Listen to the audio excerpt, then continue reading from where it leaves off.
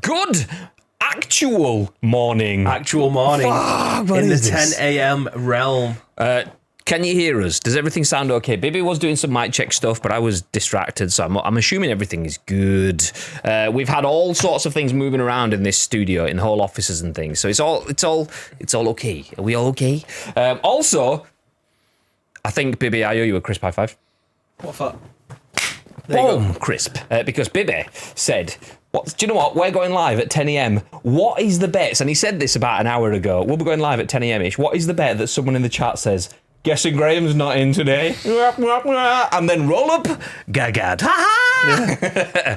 This close to 10 a.m., I'm guessing there's no Graham then. No, it was actually, I was supposed to be getting ready for something in 15 minutes' time, and that is now cancelled. So, yes. Yeah, work actually stepped out of the way for a change rather than just stepping into the way. So that's why.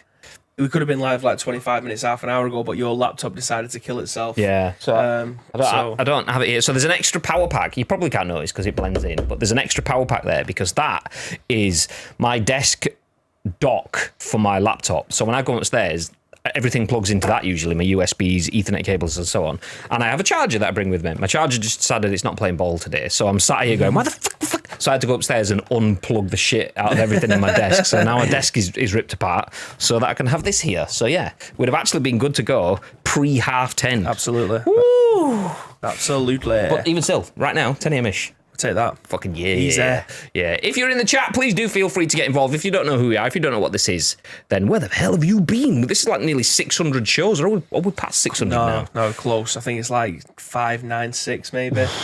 So by the end of the week, in fact, while you're going through the normal spiel, I will let you know exactly how many shows we've done. Nice. So approaching 600, maybe we'll get you this stat, but we are delivering the 500 and something episode of The Scoop, the UK's #1 video game podcast. If we do say so ourselves, we do. If you don't know who we are, as you can see on screen, my name is Graham. This is Bib. We are Ice Cream Uploads, and this is The Scoop, the UK's #1 video game podcast. We will bring you the biggest, the best, and the breaking stories from the world of video games over the next hour or so. We will then give you our thoughts and impressions on those stories, but we want to hear your thoughts and impressions, and then your thoughts and impressions on our thoughts and impressions. So if you're in the chat, please do feel free to get involved. And it's important that you do because we are live right now at 10 a.m.-ish, actually, on twitch.tv/Ice Cream Uploads. But the live stream is turned into a podcast, a video on YouTube, and an audio podcast on iTunes, and Spotify, and SoundCloud, and Google Play. So there's lots of places where over 130,000 people have watched and listened to this podcast on demand in, I want to say 500 and some episodes, but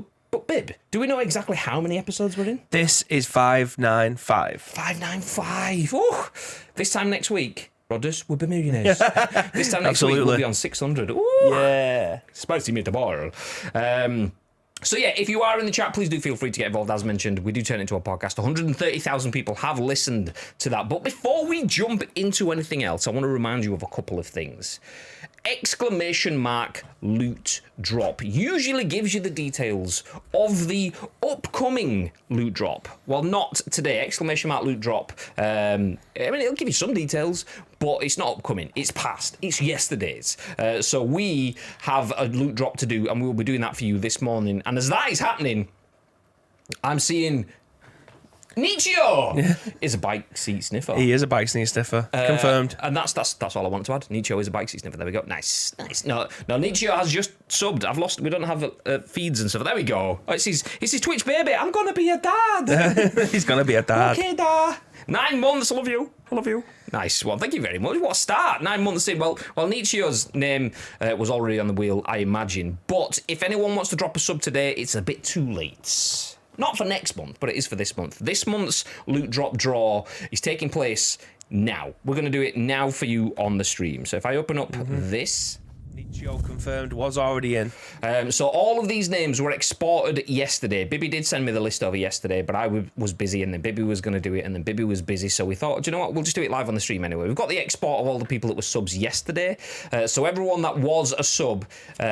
at the time of the export yesterday is in the list, ready to have the loot drop draw. This is for either a copy of Mario Strikers on the Switch, or if you've not got a Switch or you're not interested in Mario Strikers, we'll get you something else instead, another game of your choice. Obviously, standard editions, none of this full-fledged £250 special edition Super Crate versions of the case and stuff. We'll chat. There are T's and C's to it, but one person will bag themselves a prize. Everyone that has subscribed over the last month and was a sub yesterday is in the draw. None of this stuff that we used to do. So people that may have been around for a while, haven't been in for a while, it used to be a case of if you were a sub and you were in the Discord, but then Discord and Twitch weren't quite speaking to each other, so some people that shouldn't have been in there weren't and stuff. Whereas that is a hard export from Twitch, thrown out into an Excel spreadsheet and then just chucked in there. So it is what it is.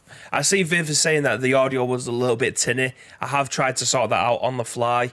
Those were people that were saying that it was crispy as well, so I've just tweaked it slightly. I'm not going to start fucking about with everything when we're live on a show. I don't think that will be great. It sounded okay in that when I had them on. Might be that I'm too loud. I'm projecting over your microphone. Maybe. Who knows? But for the purpose of everyone that's watching, I'm going to keep on shuffling this. Shuffle. As you can see, there has been no results. We have not pulled out a winner yet. I'm going to keep on shuffling. So this is for the June loot drop on Ice Cream Uploads. We appreciate everyone that has been a sub to the stream, whether it was a gifted sub or whether you've paid for it yourself, we appreciate, or whether it was a Prime, whatever. Every sub helps support us, so we appreciate the support. And now it's our turn to support you. So let's spin the wheel. Let's spin it. We can confirm that the June winner of the loot drop is Steel Platter. Steel Platter. There we go. Nice. Fantastic. Tisbot says me. Not this time. Was you anywhere close? Probably not. If you click close, you should be able to.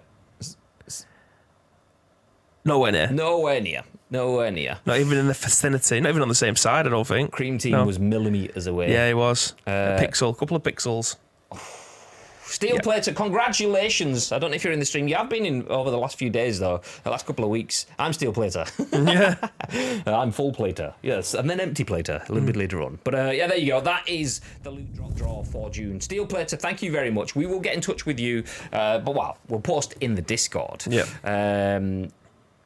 No, I'm Steel Plater. Okay, so we'll post in the Discord. If you're in the Discord, Steel Plater, get in touch. If not, you've got 48 hours to get in touch. This is where it gets interesting, because I'm not sure who, if anyone, like, I don't see Steel Plater in other people's streams. Maybe I do, maybe I've not noticed. So I don't know whether other people know. Usually you'll get someone go, "Oi, yeah, you've won some shit. Get over there." But Steel Plater's not a regular, so there's a good chance Steel Plater might miss this. So keep your eyes on it. We will let you know in 48 hours. So 48 hours, Tuesday, Wednesday, Thursday, 10 a.m.-ish. We'll let you know on that scoop from the studio. You see, this is where muting particular servers might be coming against you, because obviously you don't want to be looking at your phone and be 7,000 messages from various Discords. A lot of people mute them, but this could go against you. It might not be in your favour this time. That's the reason why a lot of people may have muted the ICU server in the early days, because we used to go live with @everyone mentions, and naturally we, about a year ago, maybe even longer, said we understand that could be quite annoying, so we changed it to be you can get alerts if you want them, just off this channel kind of thing. Fine. Yeah, so if you were in our Discord, we don't do unnecessary @everyone mentions unless we're trying to flog merch. No, I'm joking. No, I'm only joking. But yeah. Okay, let me jump back through the comments then. Good morning, gent, says Gagad. Lake says, live on my lunch. Crazy times. Crazy. What a world we live in. Then we got to the Gagad saying, this close to 10 a.m. I'm guessing there was no Graham then. So we get this is where we got exclamation mark horn in the chat. If I was at home, and you get that because predictable banter was predicted. Maybe we did call that before we went live. But you know what? It's fine. It just means we know each other. It's good. What the hell is going on? Everything sounds crispy as fuck, says Tito. Nice. End times, everybody hide. The only surprise is it wasn't me. That's true, Tito. Yeah, we thought we actually, Bibby named you specifically and said lots of bad things. But, obviously. Standard. Sorry to say, Bibby has a little something in his voice. Think he's coming in via G's mic. Oh, is it Bibby again? Shut your mouth, mate. Sorry, I'll whisper from now on. I apologise. Loot drop isn't rigged, it's mine, says Viv. That aged well. Like milk. Exclamation mark rigged. You guys are on bloody early tonight. What the fuck? It's a little tinny for G2. Ooh, okay. As I have tried to tweak them a little bit to try and make them a little bit less intrusive on each other's mics. So, but Tito said it was crispy as fuck. So, who do I believe, Graham? The one that means less work for us. Exactly. Nice. Fantastic. Viv says, how dare it say my name is spelled incorrectly? Ooh, did it? Was it wrong? Well, I mean, it's exported from Twitch. I didn't write the names in there, so... Honestly. Or did you mean Steel Plater instead of Vivalanco? Is that what it was? Is that what it was? It could have been that. I mean, this is the thing with catching up with the chat 5 minutes afterwards, because the banter in the moment... Yeah, I hear it. Okay. The only reason to say that is because now we've got to the I'm Steel Plater and things like that. Isn't Steel Plater the former manager of England? Was that going right over my head? Both blue screen then. That's a very rare double blue screen. Yes, it is. Fuck, wrong one. It's like... It has moved. No, it's because I pressed the wrong one first. No, yeah, I think it has, yeah. Yeah, that's wobbled, hasn't it? a little bit. Not much, but it has. It'll be fine. It looks like I've got 2 stickers on the back of my laptop. Look at that fucking chuft of hair. In the bottom corner. Look, it's just the one sticker, actually. It's just the one sticker, actually. Get it lined up. Perfect. There we go. Ta-da! Okay, anyway, sorry, childish. We're back in the room. What? Graham is almost on time. I know. What a world. The time is currently 10:52. It is. It's not 10:54 now, but it had a wiggly red line. He didn't realise Viv. It was the spelling auto check thing. It was like Vivalanco's not. I get it now. Got it. That's why all my jokes are unfunny. What? Because of Twitch chat. We get it 5 minutes too late. My bad. It was Sepp Blatter, not Steel Plater, and it was FIFA. I don't do football. Fair. Do you know what? You tried, and that's what matters. So we'll give you that one. Anyway, today we are going to try and bring you some news. We have a bunch of stories. We'll see if we can get through them all. Some of them will be quite tasty, so we might have to cut some stories short. If we are to get through them all, or we'll just roll them. You know what? You know the vibes. You know how it works. But we will start off by talking about Battlefield 2042, should I say? Its long-awaited Season 1 gets a gameplay reveal this week. So a game that you thought was dead and probably should have been dead is actually not dead. But, I mean, is it unfair for me to say it should have been dead? We'll see. That's what we'll kick off. We'll then jump into Diablo Immortal, which was a story we covered yesterday. Well, Bib covered yesterday, about the fact that it could cost you £110,000 or whatever, something like that, to get your game character maxed out. Diablo Immortal have actually responded to that. Specifically to Ice Cream Reports, not to the games industry at large, and saying that actually that's not quite correct. So we'll go through their response. Then we'll talk about Capcom having its own presentation next week. Some more controversy, or should I say conversation, around the loot boxes in EA's games. And then we'll have a little bit of a discussion about Sonic, what's it called? Sonic Frontiers. There we go. Being a bit soulless. Yeah, Bibby's in tears about that game, you know what I mean? Nice one. Bibby's crying. For now, though, we'll jump into this story first. Why can't I find the pit position? There we go. Are we in the right place? I don't think so, Graham. Maybe we need to go to the right. Okay, let's just... Never gets old. Did you see when you did it last week and I was off and I wrote in the chat, I'm so proud? I didn't see that, but... Just going to move over there, back down there, and then just do Christ. Fucking yes. Best thing ever, that. Genuinely. Forget all of the content. We'll just spend an hour doing that. Fuck the news bits. Quick, go on a different website where we have to move the camera to a different place. Christ. Oh, anyway, back in the room. You get so much enjoyment out of that camera movement. I know. Simple things. For now, though, Matt Wales at Eurogamer has this article that says Battlefield 2042's long-awaited Season 1 gets gameplay reveal this week alongside a major new update. So DICE will be revealing first gameplay of the beleaguered Battlefield 2042's long-awaited Season 1 this Tuesday, 7th of June, which is today, funnily enough. And there's a new update promising, quote, hundreds of changes, bug fixes, and quality of life improvements, end quote, due on the same day. DICE has, of course, been steadily working to improve Battlefield 2042 since its launch last November, when it quickly became one of Steam's worst reviewed games of all time.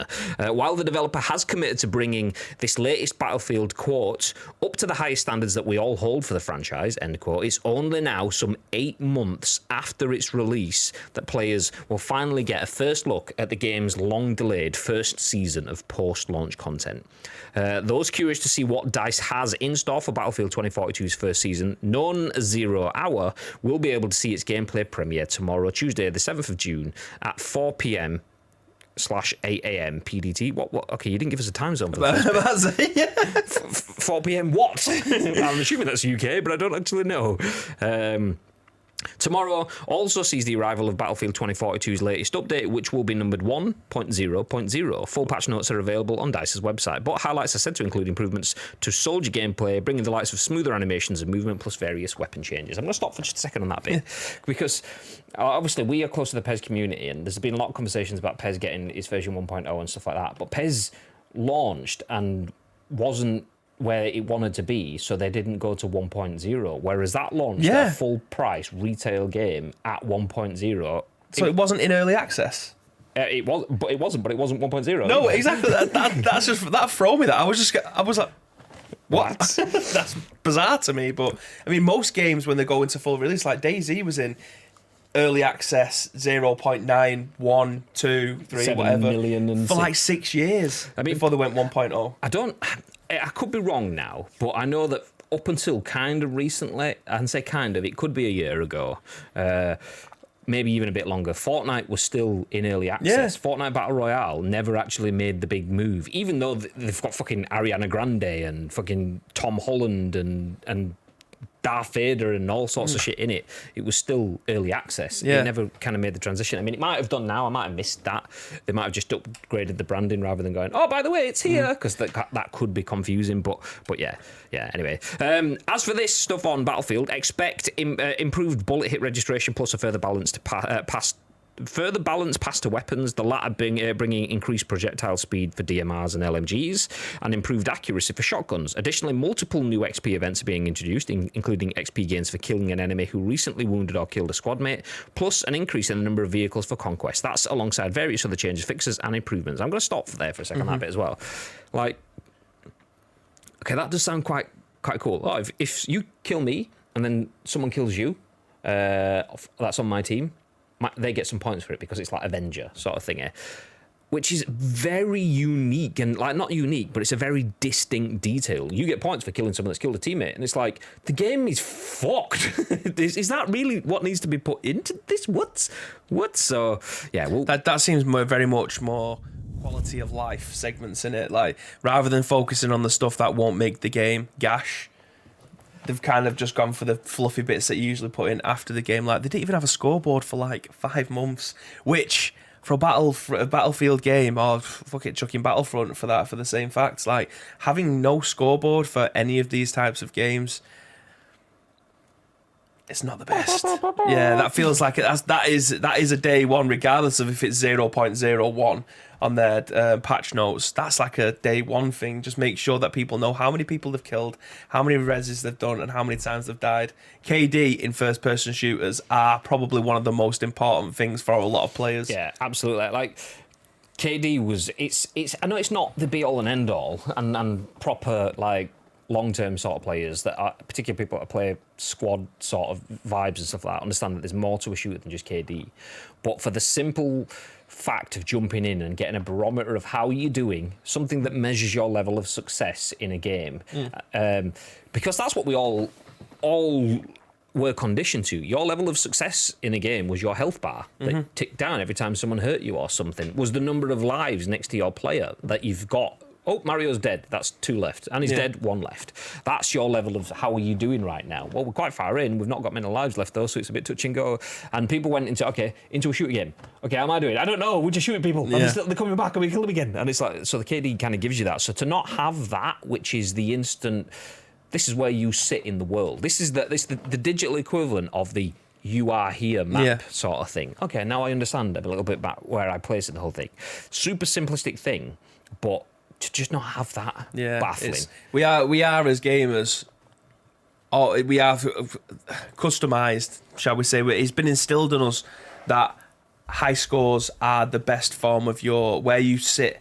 So having a KD or having a score for the amount of times that you've captured the flag, you've played the objective, you've revived your teammate, you've killed people, you've done whatever you need to do to try and get as many points as possible, and then you end up being on the top of the leaderboard. Found it. And then you end up being on the top of the leaderboard. Like, that is what we're accustomed to. And not having that in there, that obviously should have been in a long time ago, but now it's in there. But even having weapon balancing and multiple XP events, fantastic. You're going into 1.0. We get into a stage now where, am I excited to play a Battlefield game? Maybe. Am I going to pay full price for it? Absolutely not. There is no way on God's green earth that I would pay the £60 or whatever it is to be able to play Battlefield nowadays. It just doesn't work. There's no point.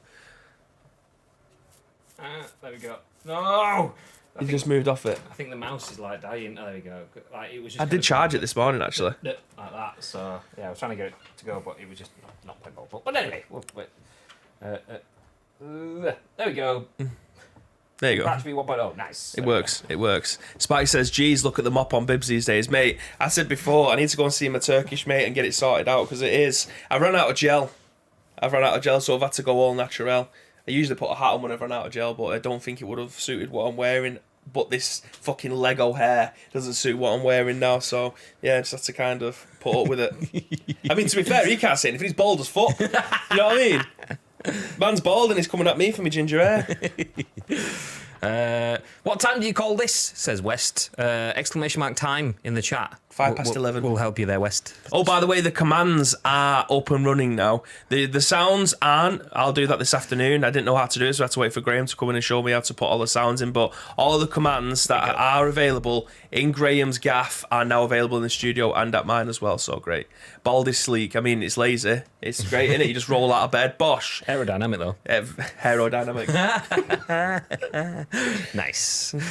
So close to 10 a.m. I'm impressed. I know. It's only because I should have been doing something. I should have been 5 minutes into something else right now, and that's not happening. So, ta-da! Hey. Is anybody actually in the chat playing or played Battlefield, and this has given them the incentive to go back in and check it out? Because it does give it. I love Battlefield. I mean, if I had the choice between Battlefield and Call of Duty, I'm going Battlefield every single time. In theory. Yeah. This game obviously honks. It was definitely one of our games of Gamescom. Was it? We got shown off first. It was. Yeah. It was. To add the caveat, it was our game of Gamescom. In theory. Yeah. It looks like, fucking badass. Yeah. Do you know what I mean? It looked amazing. So I'm going to find out how much this actually costs, because I will be willing to give it a go. But I'm just interested, because like Lotus, said he just had more fun flying around in the Spitfires than he did actually playing the game, which says a lot about the game. Battlefield 2042, buy. Might be able to buy it on a disc for cheaper than it's actually on digital storefront. So on Steam, it's still 60 sheets. Fucking hell. 60 seats. 60 sheets. 60. Why does that not go past N? Like, I'm trying to scroll down the commands and it's not going any further down. You have to go into a different page. Page bottom right. Wow, I've never noticed that before. Boom. There you go. Oh, he knows. He knows. Battlefield. Oh, was it a free upgrade? Do you know? Was Battlefield a free upgrade to PS5? Because you can get it for 20 quid. It probably wasn't meant to be, but then probably was some sort of last ditch. Fuck. Because Smiths are selling it for 20 quid. It was 50 quid. Fucking hell. They've dropped that. I mean, to be fair, I can't see it. I do probably think that they will probably want you to be able to buy the PlayStation 5 version. Where's the chat keyboard? The chat keyboard's over there. You keep talking. I am keeping talking. Yeah. Let me bring up the chat on this PC because I can't quite see it on that one. Fuck, it takes ages to do my beard, says Spike. Shaves Graham's hairs for subs. No, because despite what my hair looks like now, it looks like a piece of Lego that's been stuck onto my head. I absolutely adore my hair. Short, back and bald, that'll be great. But he just as much. He's smirking. I don't know what he's trying to do here. It's really important stuff. Really important. No, I was smirking at the idea of me shaving my hair off. I don't think so. It's not going to happen. It's not going to happen. I will try it. Bought it on release, says Lake. Fantastic. That command should come back and say 10 a.m-ish, says West. Did I hear it was actually coming to Game Pass, says West also? EA Access likely. Yeah, that's what I think it's going to end up being on EA Access. Don't know when that's going to be. I mean, that would be the logical way for them to be able to do it. I don't know if they're going to wait as long as what they do with FIFA. Obviously, towards the end of its life cycle, it just gets put on PlayStation Plus. It'll get put on Games with Gold or whatever it is, or get put onto Game Pass. But yeah, I think EA Access is probably the likely destination. If I could pick it up for less than £30, I'd be willing to give this a go again. Okay, finished. West typed, what time do you call this? So I type exclamation mark time and it'll tell you what time it is. And West said, that should come back saying it's 10 a.m. West, type exclamation mark time. Oh, God. So I can get it for £25 on PC. There you go. Fantastic. It's easier to do it at home because on my one keyboard does everything. I have to go over there. Yeah, it is a little bit of a pain in the ass, but they are selling PlayStation 4 and 5 versions of this game for 25 quid. Oh, okay, less than 30 quid. I'm in. I mean, I'm in, I want to be in. I'm not gonna though, because I know people that have been burned by this, and EA going, no, everything's fine. The game's great. The game's wonderful. We're not going to release version 1.0 for another 8 months, but the game's fine. Yeah, no refunds. So with that in mind, I'm gonna. Yeah, I was all in on this, and now I'm all out on this. They need to convince me to jump back in. My faith in Battlefield. I mean, they pretty much had me sold by saying the words "bad company," and that's all they needed to say to get bold me in. move, Gordon. And then to just fuck it up. No, it's no. Back, sack, and crack, Graham. There's just as much hair on the back. It's fine. If I see you reach 1,000 subs on Saturday, I'll drive up to the studio that day and we'll wax Gray's back, sack, and crack live on stream. Do you know what? We'd let it happen, but you know, TOS and that. So, well, I'll get one of them pixel blurs out. So you just see your head, but your ass will be pixelated. It's like, why is it? Oh, my ass. I was going to say, it's like, why is there a really small pixel on the screen? What's one pixel? What is this? Dead Pixel? I think you need to look at your camera. Battlefield lost me as a lifelong lover. I get it. A streamer did that to a viewer. What, drove to someone and then backsack and cracked him? What the fuck? But yeah, there is no donation goals for me to shave my hair, or sub goals for me to shave my hair, because it's not going to happen. There you go. 2,000 subs and I'll do mine. 2,000 and I will shave Bibby's hair. Yeah, I'll let you do it. For 2,000 subs, I will let you do it. No problems. Nope. My hair will grow back. It might not grow back as thick as it has now, and I'll be mortified to find out that my crown has probably thinned a lot, which is obviously why I'm holding on to as much hair as I possibly can. Otherwise, I end up looking like Spike. The last couple of weeks. That's why I've stopped wearing hats. Genuinely, like I feel like it thinned my hair out. See, I like my uncle once told me that, like. He went thin on top and he was like, it's because I wore hats loads. And I was like, oh, it must like damage your hair follicles or something like that. So then I read up on it. It's like, no, it's not. It's bullshit. I know, but it's the thought in it. But then again, through lockdown, obviously at home, I started wearing. I never really wore hats at all because I like my hair kind of thing. So it was like, no, my hair is good, and my head with a hat on is okay as long as it's a baseball cap. Nothing beyond that. I don't have one of these heads that can just go, oh, a pompadour hat. Puff. Yeah, let's fucking go. No, I look stupid in most hats. So, but in lockdown, I was like, okay, yeah. But my hair and hats don't go well. So my hair, okay, put a hat on, my hair goes. So it's one or the other kind of thing. But I noticed, like, it's probably coincidental with the fact that I'm getting old. So I was like wearing hats and thinking, it just feels like it's not as thick as it used to be. I've genuinely been on pins since there was a Pez day maybe 3 years ago, and Fish edited the back of my hairline and made me bald.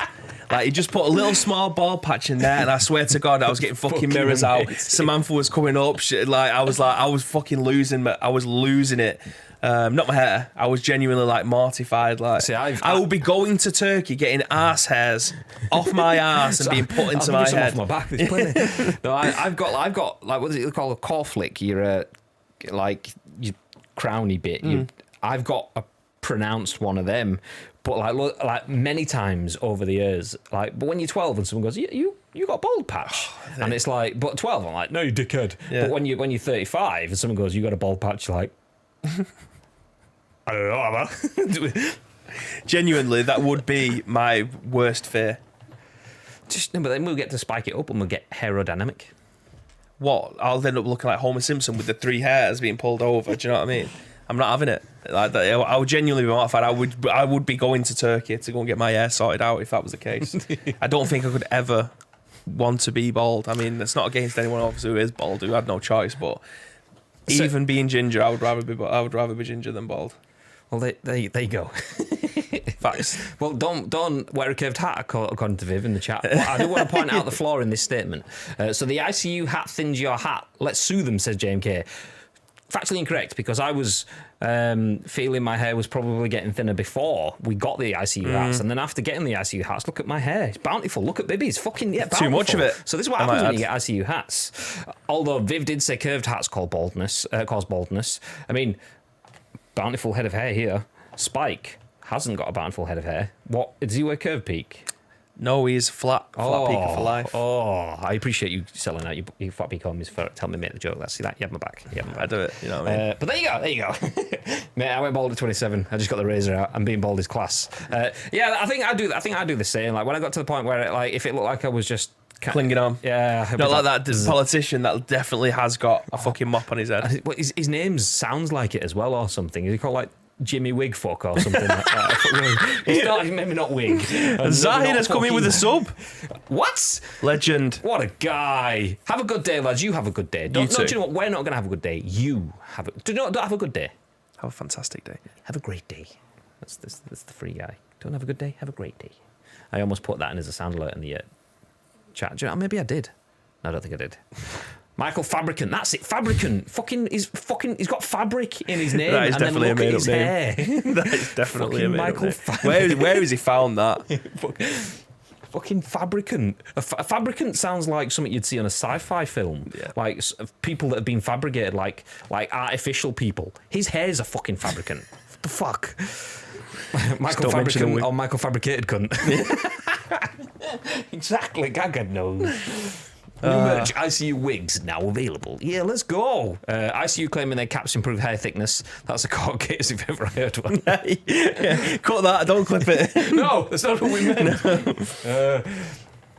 I've just arrived. Is the new Battlefield worth buying now with this update? Do you know what? That is what we discussed, Ian. We don't quite know. The update is due to hit today, or at least to be previewed today. I didn't quite get the understanding there. So, it was talking about... the first gameplay reveal is today, so we will get to see that reveal today. Don't actually know. I'm sure he said that 1.0 was going live today as well. Oh, is it? Okay. Tomorrow also sees the arrival. Oh, yeah, okay, there you go. So we'll get the first gameplay reveal alongside the game going live today. So hopefully it's good. Hopefully it's great. The fact that you can get it for less than 30 quid is good in theory, but Battlefield was Game of the Year in theory, and it's last pretty much. So we can't say right now, Ian. Possibly, hopefully, but I'm not going to spend a penny on it until I know. We put Bibby's money where his mouth is. Yeah, let's go. Yeah, true that. With virtual in the title, what? Fuck. That was definitely meant to be in another stream. That wasn't it. He's got 2 streams open and he's typed that in the wrong chat. 100% guaranteed, confirmed. Gagad, I've caught you out. Honestly, you caught yourself slipping. Honestly, you virtually let yourself down. Okay. We'll put a pin in that. So, Battlefield 2042 has its first big patch. Version 1.0 is due to hit today. Hopefully, exclamation mark, smack my daddy. Shit on stream. Cheating on ICU. Do you know what? I'm all for it. I'm usually dual wielding streams. If I am dual wielding streams, which is often what happens, I cannot, as Bibby will tell you, dual wield two conversations. No, you can't. You're trying to watch a stream and have a conversation with me at the same time. We'll just go. And you'll just get 1 minute, 1 second. Genuinely blue screen. So Teams should have been in Teams message away. Knew it. So yeah, I can dual wheel streams. I can't dual wheel conversations. So if I'm talking in one stream and I've got another stream open, I'm not talking there at this point in time. It's just the way it works. Anyway, next news story.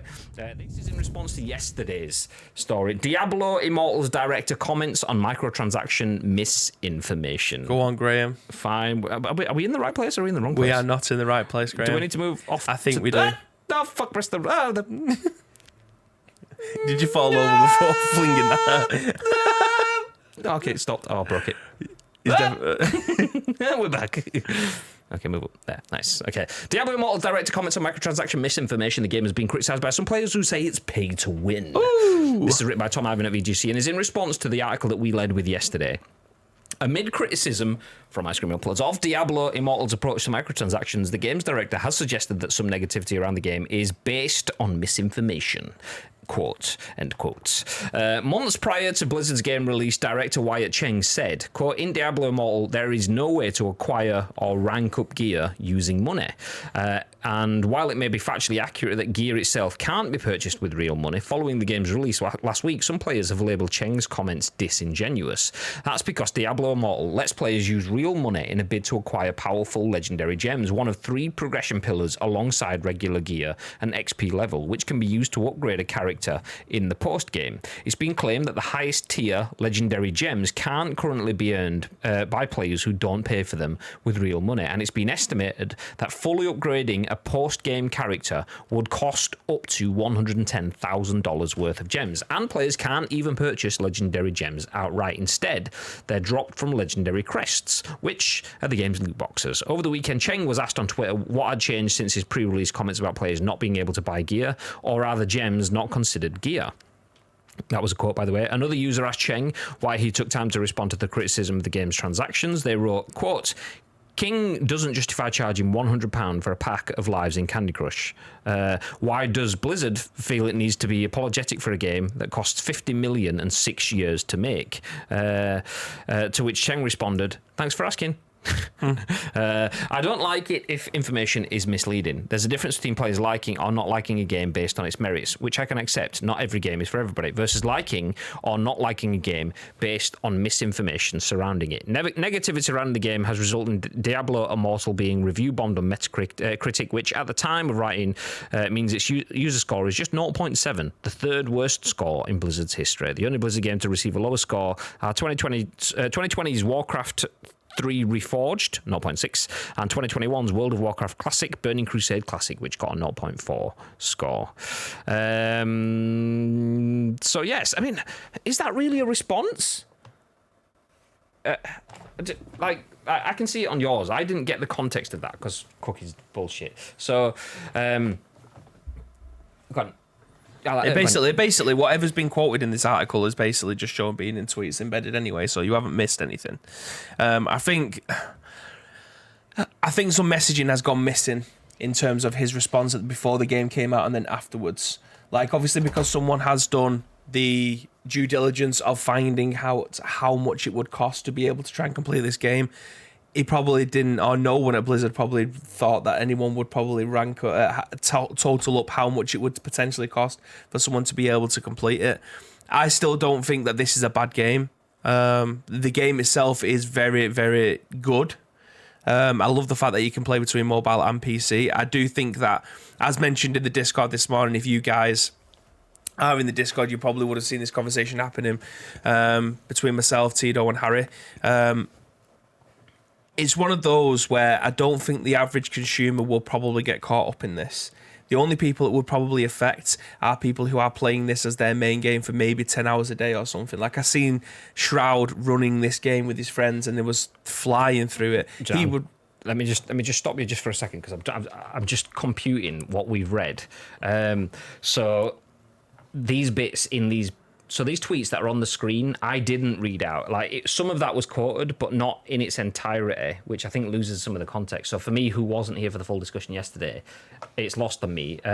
So it's showing them so Cheng's original quote saying about not having paid progression, basically. He said, what happened in 4 months are the gems not considered gear? That was in the bit that I read out. But then this bit here, it says, I think a lot of people were expecting or become hopeful was that you couldn't buy power after seeing that statement. And there ends up being a lot of things you can buy, upgrading battle pass, the extra chests after dungeons that affect your character power, and it makes the post you made come across as disingenuous and disappointing to people that have been fans of Blizzard for such a long time, and it makes matter a lot less important if you can't literally buy new gear when you basically can buy power anyway, to which Cheng then did respond with, that's totally fair criticism. I see how it came across in that way. In context, I was responding to a post that claimed you can upgrade your gear with dollars once you reach the 3/4 of the day. You can only upgrade your gear with dollars once you reach the 3/4 of the day. It's currently almost $12 to just simply even try to upgrade one piece of gear, as the failure rate is 50-50. I think it's pretty clear with the game out that this was not the case. So I didn't see those bits. So yeah, there. Hopefully that gives you a little bit more context. For me, I was like, so yeah, okay, Yeah. continue. Yeah. So I feel like this is probably going to affect. I mean, I don't know. If I had to put a number on it, I think it would probably affect maybe 20% of the player base in terms of people who are just going to be playing Diablo for what Diablo is, a massively, nearly faultless dungeon crawler. I think when it comes to dungeon crawlers, this is the bar. This is the top tier Mount Rushmore of dungeon crawlers. And I think people who are probably going through the storyline that want to do a couple of raids with their friends and stuff, I don't think this would affect them that much. I do feel like it might. Is it intrusive enough where people want to put a ton of money into the game to try and get the best gear that they have, especially when they would have played the ever-loving shit out of the other Diablo games? They would have gone and grinded down the same bosses, waiting for the loot to drop, and then go back and take down the next boss as fast as possible while trying to get as much loot and gear as possible. Like, the cycle of a Diablo game is pretty much the same. It's just grind. Very much like most like World of Warcraft, for instance, is grind. You might have to take down a raid boss 7 or 8 times until the particular piece of armor or gear or weapon drops from it. Then you can go ahead and you can continue trying to do the next bosses on a much more difficult level. I think that will probably be the 20-30% of a player base in Diablo. I don't consider myself to be a hardcore Diablo fan, but I'm enjoying playing the game for what it is now as a casual player. I'm not reaching a point where it has become super difficult and I can't clear the bosses without having to put some money into loot boxes to potentially get the power to get the gems and then be able to upgrade my armor. Or there may become a point when you get to that, but the stat that I seen yesterday was you either pay the £110,000 to get to max level or you play as a free-to-play player for 10 years. I would take probably the 10-year option because I know I won't be playing it in 10 years. Wait, so I've spent like £55,000 of my time on PUBG then, basically? Essentially, that's what it comes down to, yeah. So if you want to be the person that wants to be able to reach the very end of the game, like I'm talking... Like Platinum PUBG on your PlayStation. Yeah, pretty much. Like, if you want to be the number one player in the world, the chief dungeon crawler, the person that's got the best weapons, the best gear, the best abilities and stuff like that, that's when it probably will be a massive kick in the bollocks because you will probably have to spend money to advance faster. But if you're a casual player like me and the people that I speak to, that I convinced Beans off the ledge yesterday because he said, well, I'm playing this now. this news isn't good. Do I stop playing? I was like, it doesn't affect the casual players. Like, the only thing to mention on that, and I don't know, so I'm taking Tito's words in the chat. He says, the only caution I'd exercise, Bibbit, is apparently you hit a wall later on in the game. Your experience is probably fine right now, but you'll hit a wall. But that's the basis of my argument as being a casual player. Like, there will become a time, very much like it is on most games, there will become a time where you can't. I say that with gritted teeth. Like, if you play in Diablo 3, you don't really hit a wall. You just have to keep on getting better and better. There isn't really a way for you to be able to put money into the game to get better gear and stuff.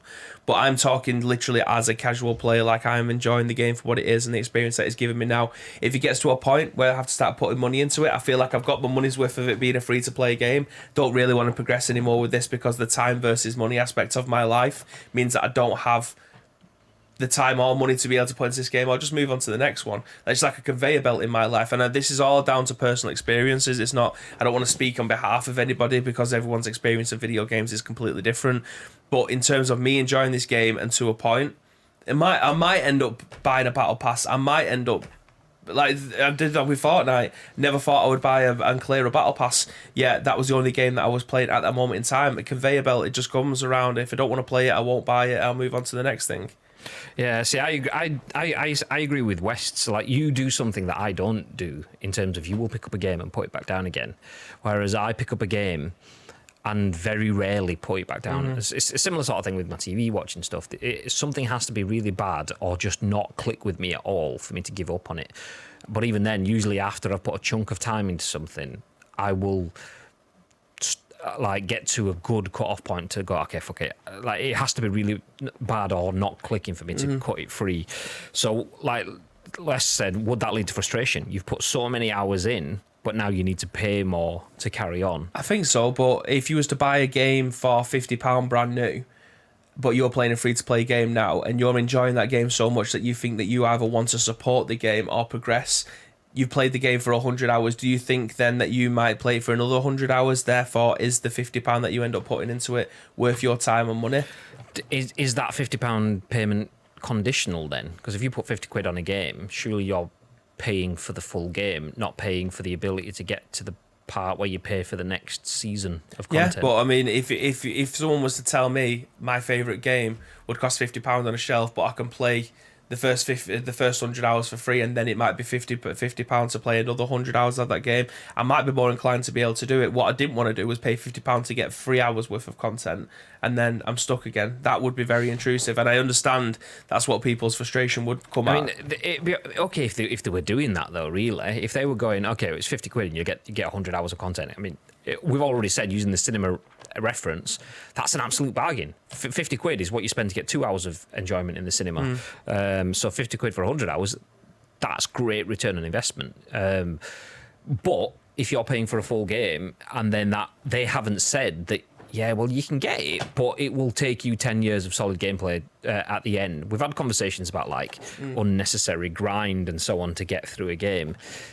We've criticised Valhalla for it, so is that not what this is doing? Like, Valhalla came out as a 70 quid game, and then if you want to speed up to the end, you can spend 10 quid to fast forward through it, basically. Yeah. That's essentially this, just redressed. If they came out and said, okay, warning, you're not going to finish the game for your 50 quid.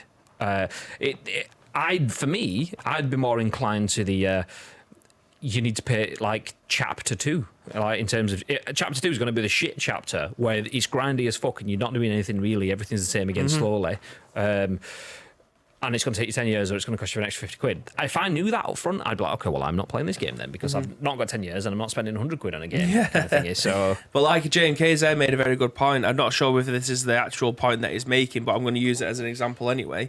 If I paid £50 for the initial fee of the foundation of ESO, the Tamriel package, and then Somerset came out and that was another £50. They've increased the level cap, they give you more dungeons, they give you more raids, they give you more armour, they give you more a new area of land. Is that worth the money? But that's a separate entity. So that's like, to give it a different example, if you buy a car, let's stick with the same numbers, the car's 50 quid and you go out and buy a car, but they only give you 3 wheels. And go, you want the other wheel, that's another 50 quid. You're like, but that's not DLC, that's main story content. Yeah, that's the body that I've paid for. Why is the body not here? But Diablo has give you the main story of the game for free. it's only really the end game and post game content that is stopping you from being able to continue in the game. But it's all. Is it not all part of the game? So like end game and post game content are part of the game. I know they're classified as end and post, but it's still part of the package. If you've paid for that package, is that not part of the experience? Like, shouldn't they then, like with Elder Scrolls and Tamriel and things like that, they give you new experiences on top of the end game sort of stuff that are put in? Is that not when the DLC... That's what you're paying for in DLC, not the continuation of the first thing. I mean, I don't know. I haven't played it. I've not even touched it, so you guys tell me. But for me, it sounds like... It doesn't sound like it's a hard fix. It sounds like its pacing is off, which... I say not a hard fix. It's a very disruptive fix, because that pacing being off is what changed Battlefront 2 from being a terrible game to an exceptional game. Their pacing was off in the fact that you'd have to play for... It was something like... Someone turned it into an hours thingy. It wasn't like 10 years, but you had to play for it was like 50 hours continuously to get enough loot boxes to grind enough gear to be able to buy Darth Vader. And then it'd be 50 hours to get Yoda, and then 50 hours to get Mace Windu or whatever. And then, obviously... all the heroes and stuff they got in there, that was just a fecking chore, but it was pacing because they'd fecked it up based on trying to put in something. They've looked at, okay, this works from a monetization perspective. We're not asking people to pay too much in theory-ish, maybe it balances, but then when you put it into actuality, it's like, well, actually, that suddenly starts adding up. So it sounds like that to me, but without seeing it, however. But I mean, it could be a scaling problem, like having £110,000 is obviously just a fuck me number. You know what I mean? It's the biggest number at the top. It's the number that we put in our headline yesterday, because that's the kind of number that you want people to be able to go, fucking hell. I mean, that's probably the same sort of number that you'd be looking at for Star Wars. I mean, it could be wrong, but like if you're thinking 50 hours of your time for one hero, and there's about 1 million in there, and there's like 50 heroes. I mean, and so there's probably a stupidly high number as well for that kind of thing. But if we didn't put the number on top of that and say you got 100 hours for free, and then you got to the point where you do need to spend the money, maybe they needed to knock all of that down to be able to, like, the gear for 10 hours of your time or £7.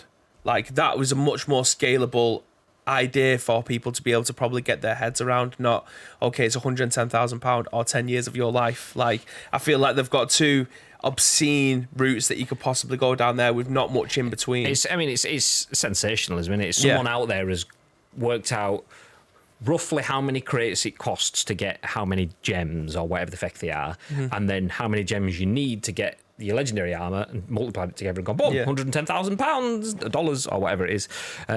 So that's just sensationalist headlines. Like when you've seen PUBG videos, it's cost Wacky Jackie £1,700 to get his max level progressive skin. It has cost him €1,700, but it doesn't necessarily mean it's going to cost everyone €1,700 or whatever. So there is obviously back and forth with that sort of stuff. But yeah, I just feel like for them to come out, I understand where people have come from disingenuous comments, and it's probably not that I don't know if it was Walter Cheng, we'll just call him Mr. Cheng. That Mr. Cheng dude's comment about saying there would be no payment for progression. He probably was told that, or they've changed something, gone through, or he's misunderstood it or whatever. So I don't believe he was trying to be disingenuous, but by saying there is no progression, and then there is questionably, legitimately $110,000 worth of paid progression in there per person, then it's like, okay, well, that is disingenuous in that sort of sense. So on the one side, I'm saying they should be going,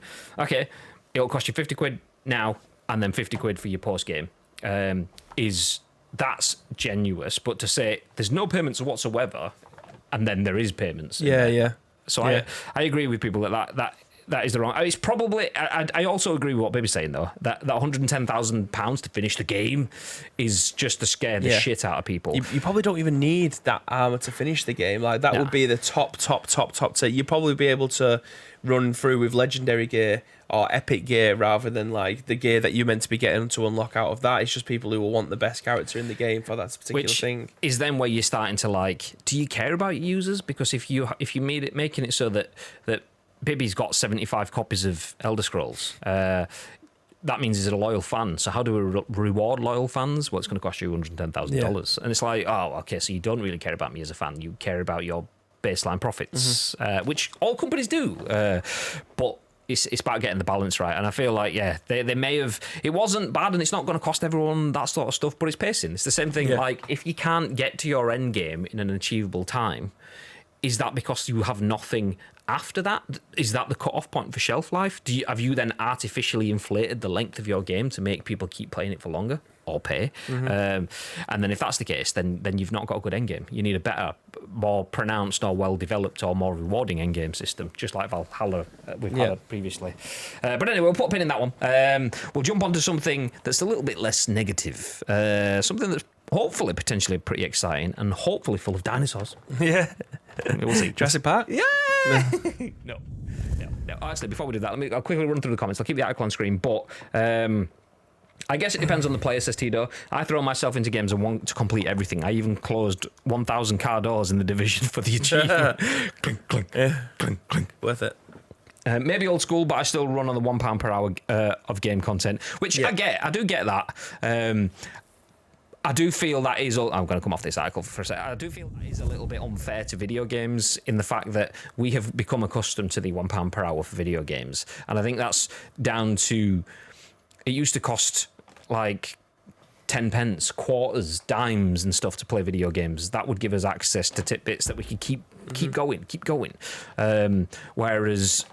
theatre and films was never an individual thing. It was a group thing, so you'd have to all pay for the full thing in one. So that's £5, £10, £20, whatever it costs you these days to go to the cinemas.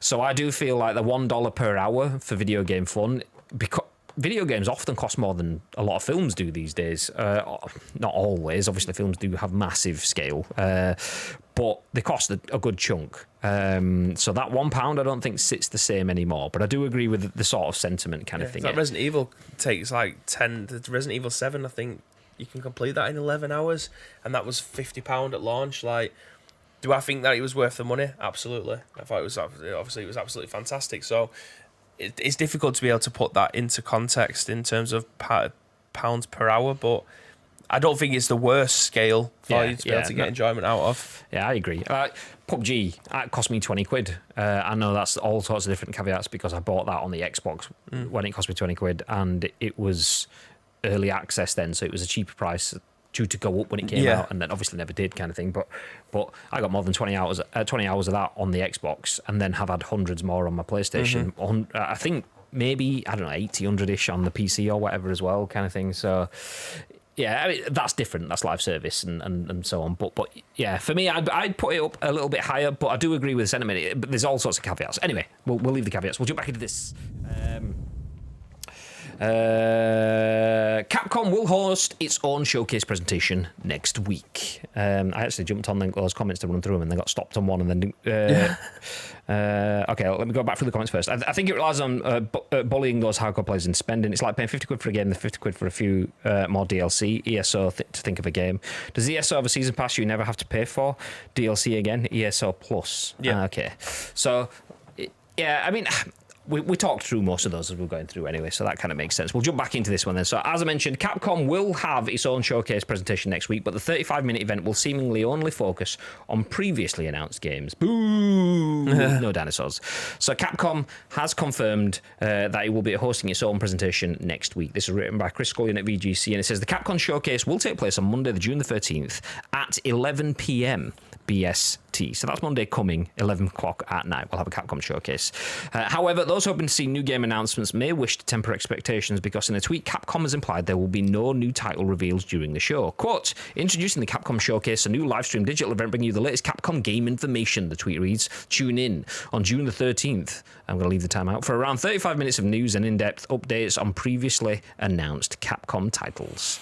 Although it's unlikely that further new games will be revealed then, the publisher did recently show off 2 AAA titles during Sony's State of Play presentation last week. The first of these was the long-expected confirmation that a Resident Evil 4 remake is in development and is scheduled to release on March the 24th, 2023, multiple platforms, and a full Street Fighter 6 reveal. Okay. Do you know what? I will say, this on the screen now is the Street Fighter 6 reveal. This actually looks pretty cool. It looks like open worldy sort of Street Fighter. But what I will also say is I was massively open to criticise the Street Fighter 6 logo because the Street Fighter old school logos were so much better. This does put it in a bit more of a context in this trailer in terms of how they use it. I think it's like at the end of it where they get to the how they use it in placement. It actually looks better than I thought, but I still prefer the old school Street Fighter styles. So yeah, fucking Street Fighter Hadouken and Shoryuken on the streets. Let's fucking go. Like, is this? Does this? When was the last time you played a Street Fighter game or a fighting game that wasn't Streets of Rage? Probably within the last few years, but if you take away me just playing it at an arcade club kind of thing, then over 5 years ago. I haven't played. Oh no, tell a lie.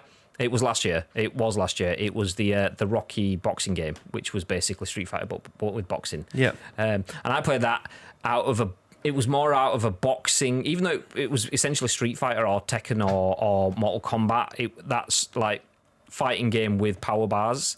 It was more Rocky mixed with just general boxing vibes is what I played it for. So I played it for a little bit, had fun, turned it off. I think I even streamed it for a little bit actually. But yeah, for a game like this, over 5 years. Yeah. Maybe close to 10 years since I've played it for enjoyment, not just oh yeah. So we've seen them running around the streets and stuff. Like you said, it's kind of open world. Is that what we're getting from this?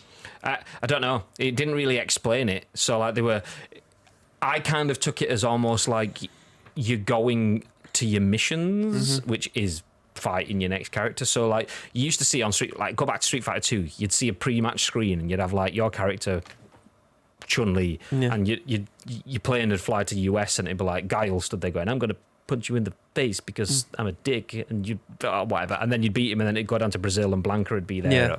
So like this actually looks pretty cool. Like the way they use the branding then and the stuff and that sort of like Varsity font. I've got a big affection for Varsity fonts, but still the old school Street Fighter logo was better. So it's better than just the plain crap that they had previously. I don't feel like it is Street Fighter to me. I feel like it is a hell of a lot more modern. Like there's a lot of brands that, I mean, fucking, we talked about this yesterday. Like Pringles have changed their logos. It feels like it's gone backwards, more retro, but a lot more polished at the same time. Like a lot of brands are taking out their personality and just going with normal fonts, very minimalized fonts.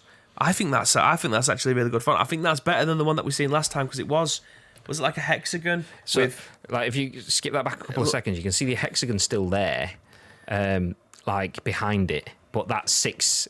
Like, it fills it out. Yeah, so it's the same thing, but I feel like you're getting to see what they're actually trying to do with it character-wise. Because it looked like an MG. Was it MG? Yeah. Everyone was comparing it to? Yeah. That was the logo. Yeah, it looks shit, but in this, I actually think that's a lot more modern. I think that looks a lot better. I do agree, massively agree that the sort of graffiti, flamey Street Fighter style definitely looks better. But that's what I've grown up with. It's like I like the Streets of Rage logo kind of thingy. But that if someone said to you today, make me a brand new game logo, you wouldn't get anything that looks like Streets of Rage or Street Fighter. And they've gone, okay, we want to modernise, take it to a new generation because fighting games are slowly dropping off. So I agree with what Spike's put in the chat. In essence, not for me. Street Fighter is Street Fighter, not an open world game, and the same thing applies to the logo. No, it's fire and stuff, not modern clean fonts. But if you only ever preach to the converted, you're never going to grow anywhere. So I understand what they're doing. And that said, the open world bit, I don't necessarily. I kind of like it. Jars with me because I know that we're not in a world where anyone's really done that beyond GTA. No, you drive cars around and stuff. Why do I want to go into streets and go into buildings and all that shit? GTA just went, okay, we're going to do that stuff, but we're going to make it good and get rid of loading screens ish, and so on. So NBA did it well. Like you'd be able to go around the playgrounds and like, as I used this as an example yesterday, like not only are you be able to go to other people's courts and have a 2v2 or whatever, you go down to the shops at the bottom of the road, you go and get yourself some new Adidas swag or whatever. Like, they made the environment, they made it worthwhile. Like, we talked about PlayStation Home and stuff like that. I think genuinely that NBA is probably the closest that we've got to that, where it's real world stuff, live service, billboards that are advertising something like that. Is probably the closest we've got to that kind of thing, and I really enjoyed it. I was shit at basketball. There was an EA one. It was Need for Speed, and I remember that. I don't know if it was the Most Wanted remake or something around there, where they had bits where you could get out of it, and it was kind of on rails, which I imagine this is going to be. It's not going to be sandbox kind of thing, but that's the thing for me. It's like. Because Need for Speed was all built around the car mechanics and all the cool effects and slipstream mechanics and so on. Getting out of the car was just like a. Do you remember when you could get out of the car in Driver? Oh, what was that? Driver 2? Oh no, it was like San Francisco. Driver 76. I can't even remember, but oh, it was terrible. Like they obviously just tried to. A GTA kind of clone, and it was shocking. And that's the thing, though. A lot of it has that, like, the lack of immersion. So you'll get to that bit, and it'll be jarring because you'll be like, I'm clearly a guy that's modelled to be like, and Street Fighter characters, they don't just go. They sit there and they'll be like, yeah.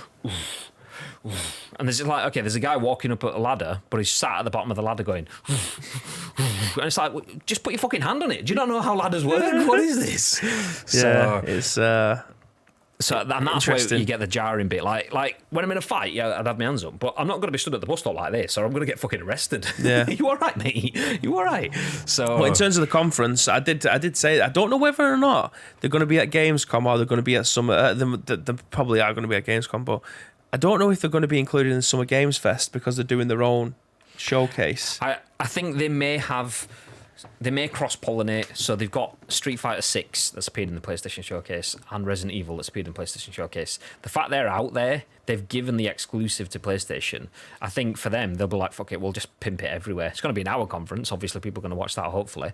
But there's going to be a lot of people that aren't Capcom fans, so we'll stick some stuff in. I wouldn't be surprised if they get some stuff in Summer Game Fest. The fact that they've had some stuff in PlayStation makes me feel that they won't have stuff in Xbox.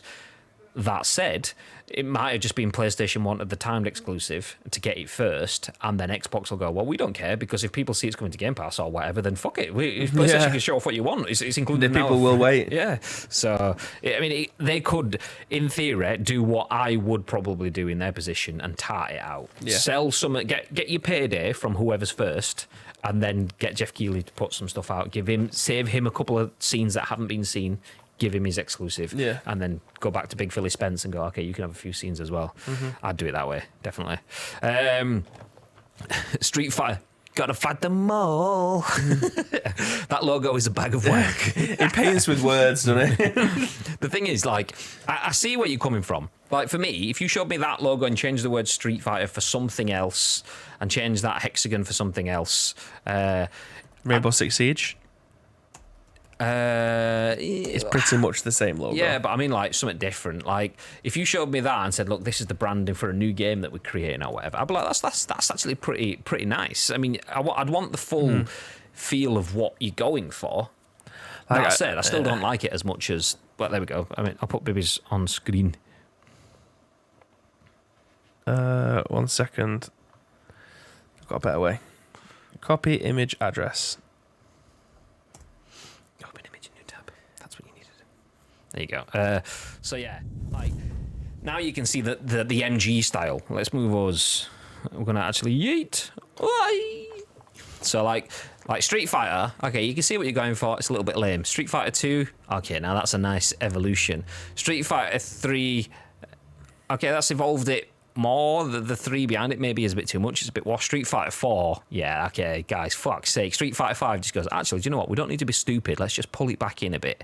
And then Street Fighter 6 goes, okay, let's just pull everything back. Well, that Street Fighter 6 was the original logo that they had. Yeah. That shit. They've obviously got rid of that now. Yeah. And they've evolved it into something else. But I love the Street Fighter classic logos.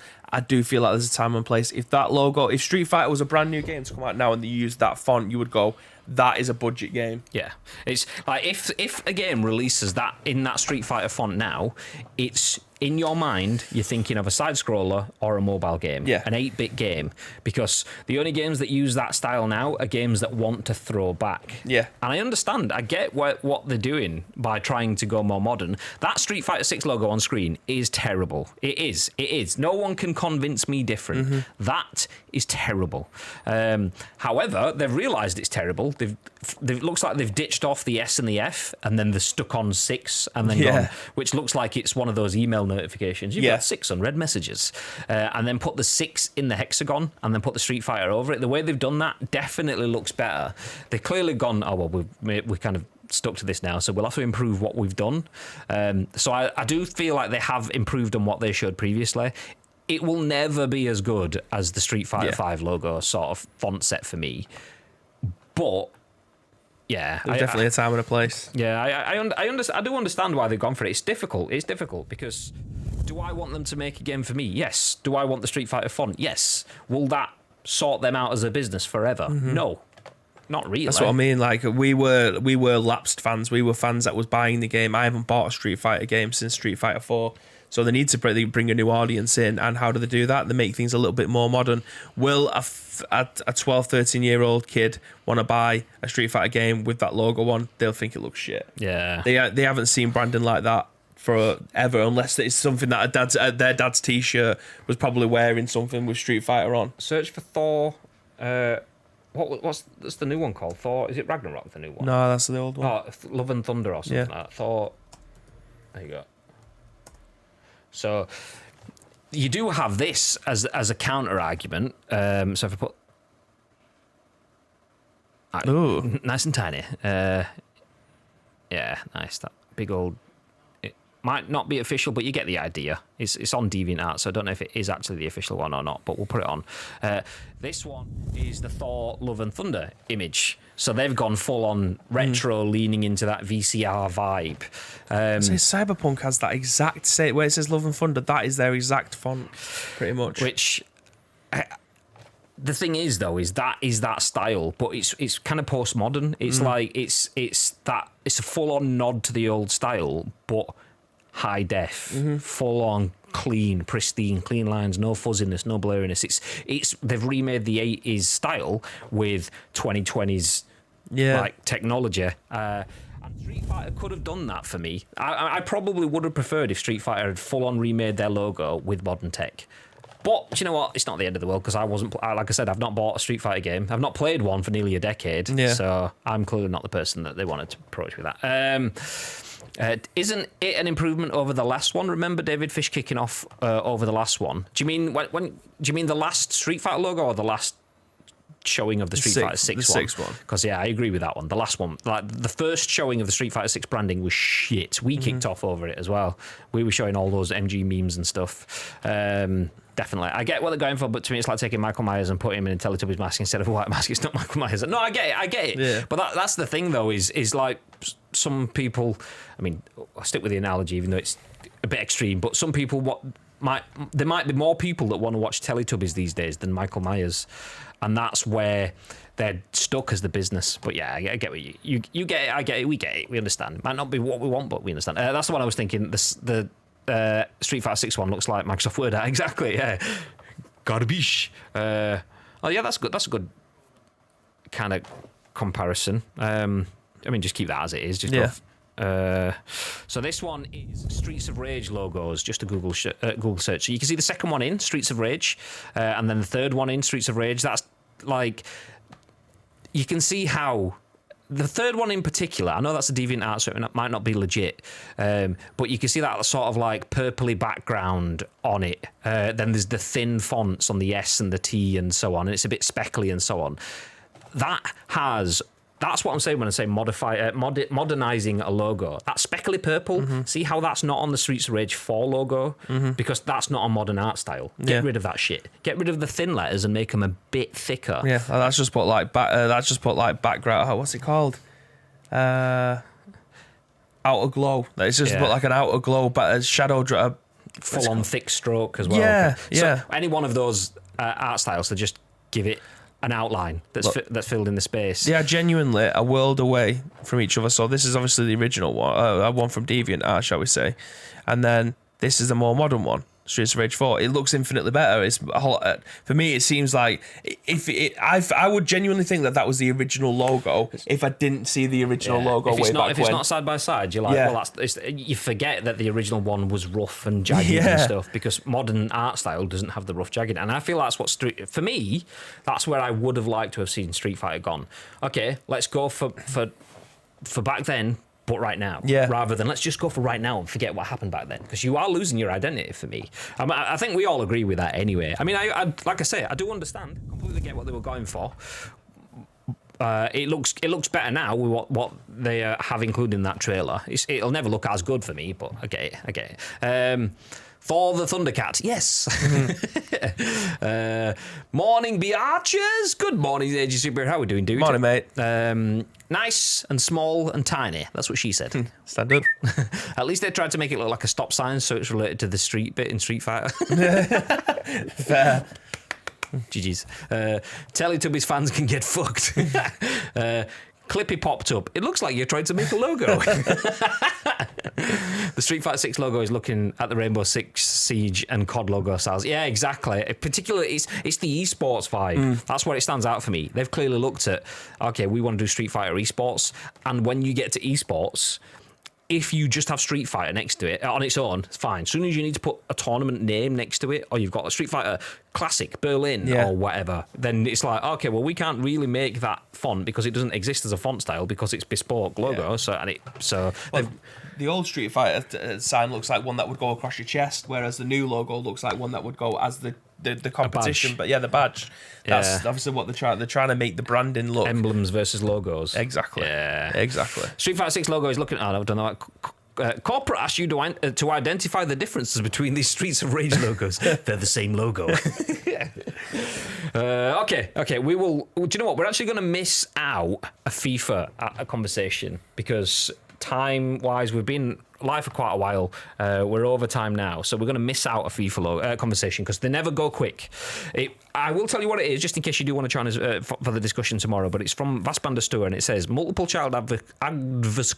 Yeah, it's easy for you to say. Yes. Multiple child advocacy groups have requested the FTC to investigate EA's loot boxes. That's the story that we are not going to cover today. We will shelve that one and move that one to tomorrow. We do like to come back to this article because it's a very ever-present article in gaming, particularly the games that we play, so it naturally gets a passionate response. So if you do want to have that chat with us, do join us tomorrow. For now, though, we will jump into Bibby's In Tears with Sonic Frontiers. This is written by Ed Nightingale at Eurogamer, and it says, fans call for Sega to delay Sonic Frontiers soulless gameplay after soulless gameplay has been unveiled. Let me just put us back on the screen because we were over... Yeah, we're back in there. Sonic Boom or Bust? The hashtag delay Sonic Frontiers has been trending following the game's first gameplay reveal. First unveiled at the end of last year, fans have been desperate to see gameplay of Sonic Frontiers ever since. 2 videos have now been released exclusively to IGN, showcasing the game's open world design and its combat.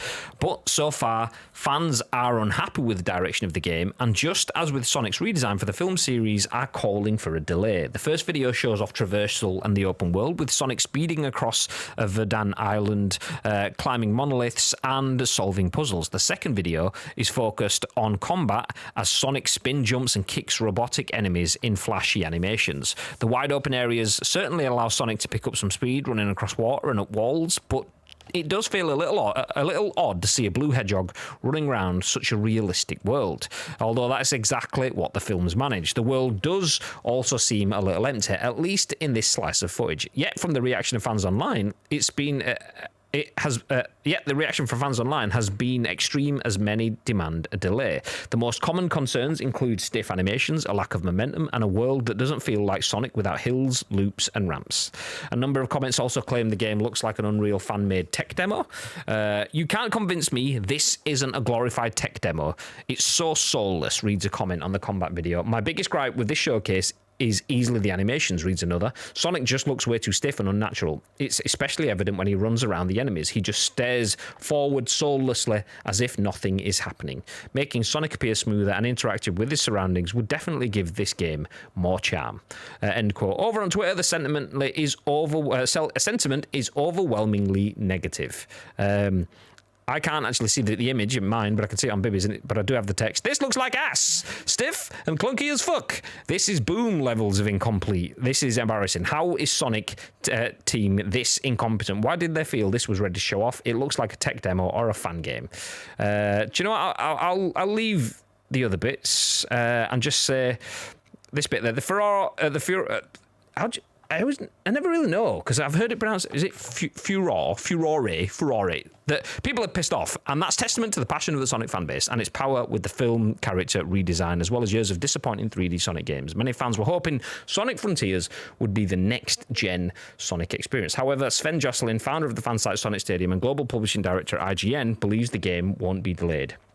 Hashtag delay Sonic Frontiers won't work because for me, main concern is about its entire concept and gameplay approach. A delay to kill bugs and add content isn't going to address that, he wrote on Twitter. In a thread, he does still admit it's just not the Sonic game I was hoping for in 2022. Okay. Sonic Frontiers? As I said before, it's going to all end in tears. I don't think this particular looks great. I think the world looks as barren as what Legends Arceus was. It looks like it needs more trees. It looks like it needs more environment. It looks like it needs a lot more than what is currently on show, and it is a shame. I think that they will eventually get there, and it will be a decent enough game. Again, it all comes down to timings. Do I think it will be this year? Probably not. I mean, I don't think that. I don't know if they're going to shit themselves closer to the time. Like, if your entire fan base doesn't want this game to come out and it needs changing, then I don't think that this is going to get them to buy it. It would be quite funny for me if they don't, if the entire fan base shits themselves and they don't change it, because you look at what happened with the Sonic movie, which is possibly one of the best video game movies ever. We got weird, scary hedgehog rat, and then they went back to the drawing board, fixed it, and produced something phenomenal that worked really, really well. If Hollywood, which is often criticised for not doing video games justice, could go back and do video games justice, but video games can't do video games justice, then that is fucking what? Yeah. At this point, though, where are they at with it? Like, can they still go around and design all the stuff in the level? Are they adding the polish to it now, which could mean anything? Like, the level design is obviously the most important thing to a Sonic game. That's the reason why Sonic Mania was such a raving success, because they got people who were so passionate about Sonic to create levels for that game, and then it ended up being one of the best Sonic games that's come out for years. Like, what's happening with this now is a step in the wrong direction. Like, they've managed to pull everyone back into it again. I think everyone keeps on saying that they want Sonic Adventure 2. That's the game that they want to come out now, but instead we're getting this Breath of the Wild clone with no environments, lackluster level designs, lackluster enemy designs. Like, there's so much that is currently wrong with this game at this moment in time.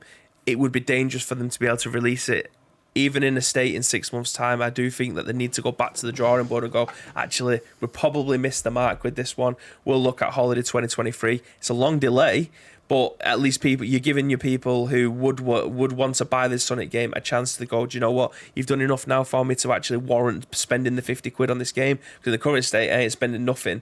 This game will be dead on arrival. See, I do feel sorry for the devs a little bit, but I also don't. But in the fact that, just like we were talking about Streets of Rage or Street Fighter, you try to change something as time goes on. Like, Streets of Rage didn't. Streets of Rage stuck to Streets of Rage with Streets of Rage 4, and it was great. Mm-hmm. It was fucking badass for anyone that's a big fan of Streets of Rage. Yeah. Anyone that's not a fan of Streets of Rage, it didn't really make a ripple beyond that. It had a splash, but then the ripple stopped very, very quickly.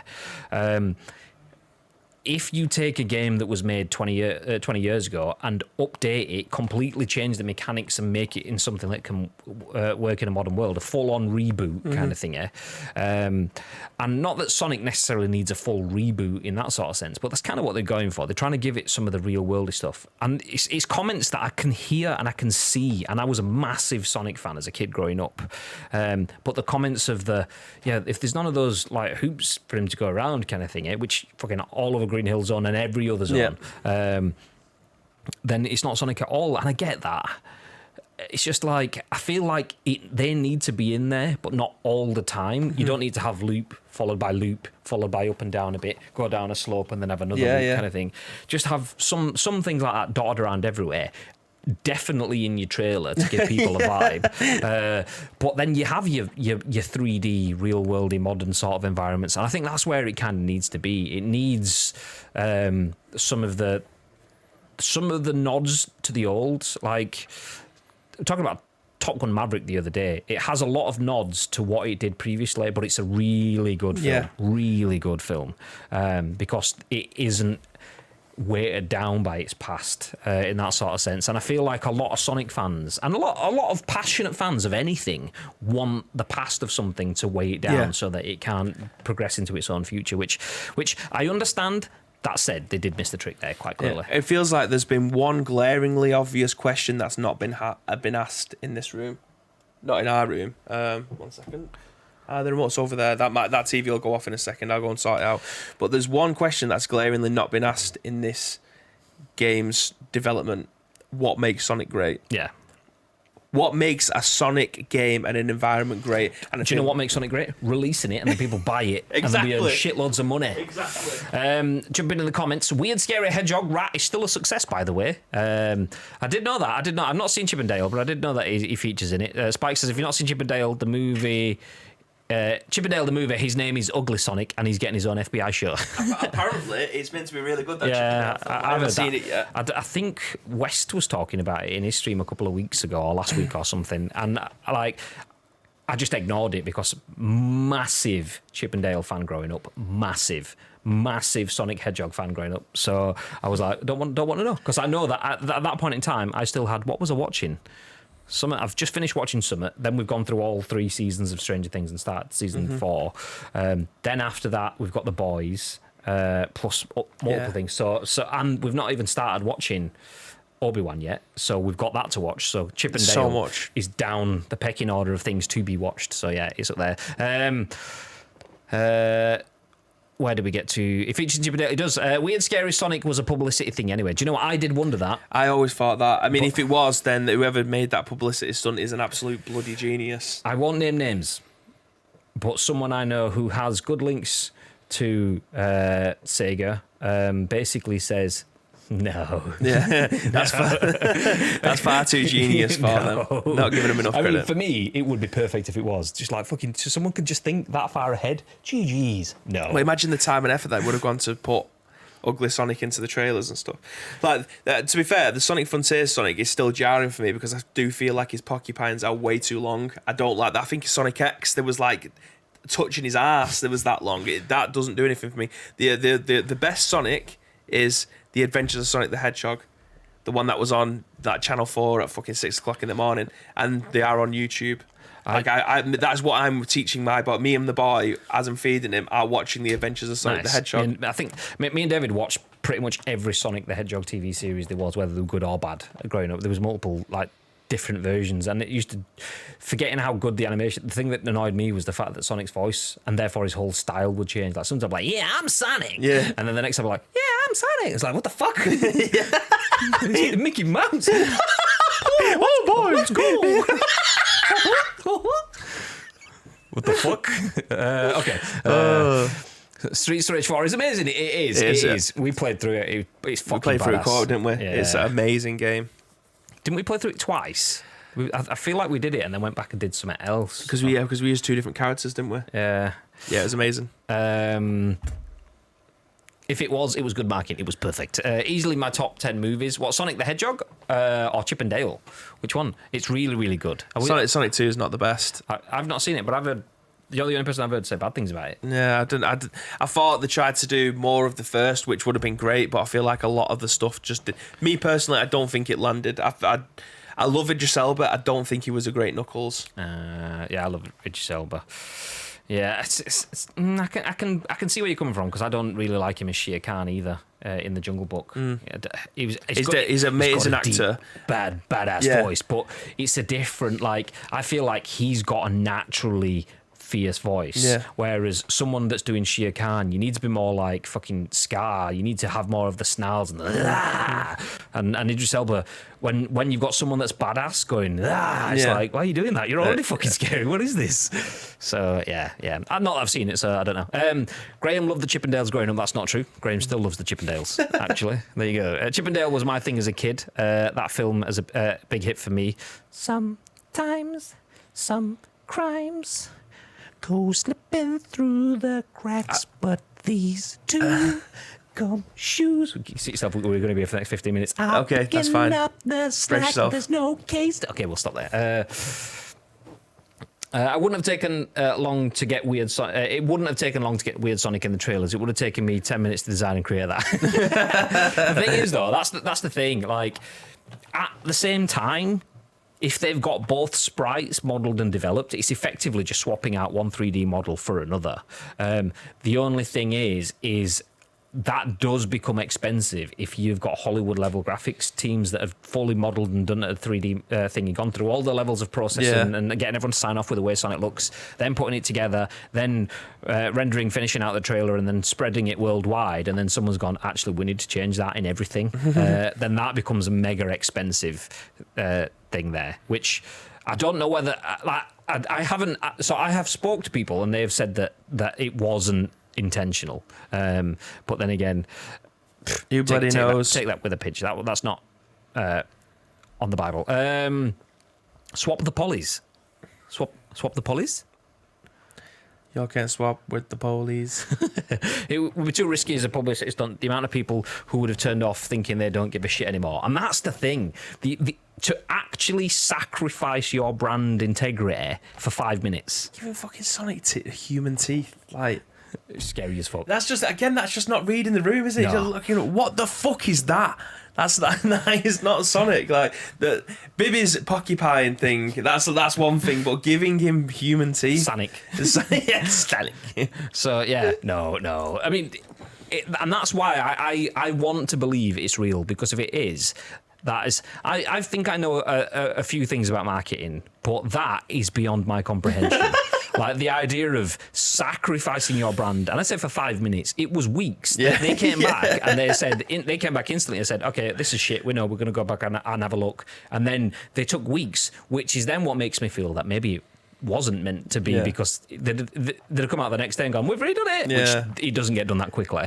So the fact it took them weeks to get it redone and then came back. Yeah, so if that was legit, then Samantha has not really any kind of affinity with Sonic apart from through me. Sent her it, she just put, oh no. like someone who hasn't really got that much interest in Sonic, and you see it, goes, oh no, then you're probably not catering to the large majority of an audience.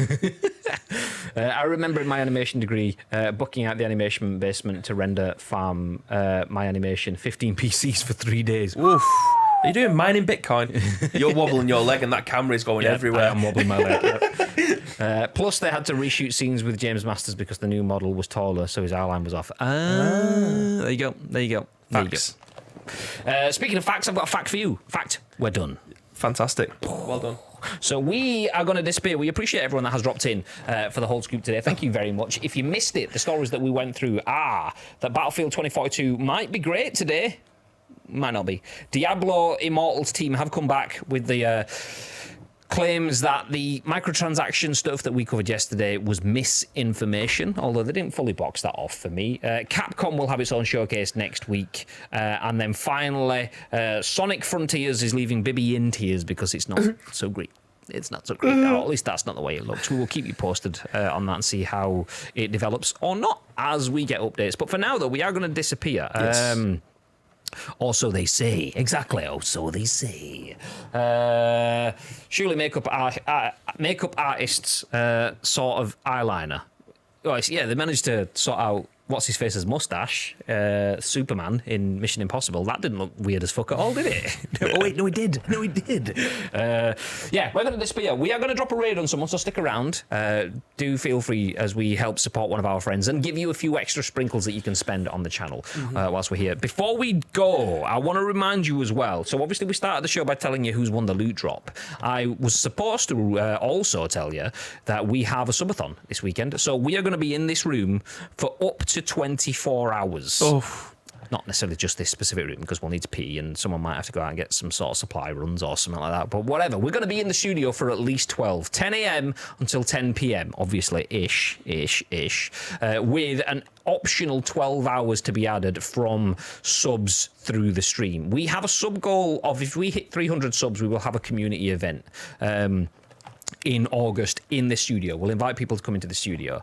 We'll put food and drinks and stuff on. If we hit 300, we'll have stretch goals to help improve the quality of that event. If we hit a whopping 107 subs, Bibby will shave his head, is what we agreed to earlier on.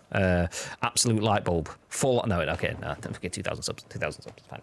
God. So yeah, do feel free to join us from 10 a.m. till 10 p.m. this weekend. We'll be playing some PUBG. We'll be playing some FIFA, we'll be playing some Fortnite, we'll be playing some games that you want us to play, we'll be playing some games with you as well, most likely. Masters of the League might even be returning. Yeah. Ooh. I need to get on and start creating players for that, I think. That's going to be a job and a half, innit? So yeah, not guaranteed on that one, but the plan is for us to play, to return for one night only to Masters of the League. If you don't know what that is, we basically are club managers and we've got all sorts of green screen magic and stuff. We might not have it to the full scale because there's a lot of things that need to be plumbed in before that happens, but in some way, shape or form, we'll have some Masters of the League content hopefully for you this Saturday as well. So do feel free to join us for that. Before any of that happens though, yes, 1,000 subs and I wax Gray's back, sack and crack live on stream. There's a lot of people that are vying to wax your ass. I think it's just West. Oh, it's just West. It's just West. Last time he came up, what did you two get up to? Well, that's why he's not been back since. Sorry, West, I'm busy. Oh, God. So sitting down with a bit of a wince. So, yes, before we disappear, is there anything you'd like to add, Mr. Bibb? Again, thank you very much to each and every one of you that have joined us for today's episode of The Scoop. If you want to help shape tomorrow's show, there is two ways that you can do so. First of all, find us on social media. It is at Ice Cream Uploads across all major social media platforms, or alternatively, get involved with our Discord. If you're watching this on any of our on-demand services, go into the description below. All the links that you require will be listed there below, but all we need from you is URL plus your thoughts and impressions. We will then give you our thoughts and impressions on the very next show, which will be at what time tomorrow, Mr. Graham Day? 10 a.m. Ish. But you know what? We don't have to use these in the scoops. I'm going to use one now. But for now, it is.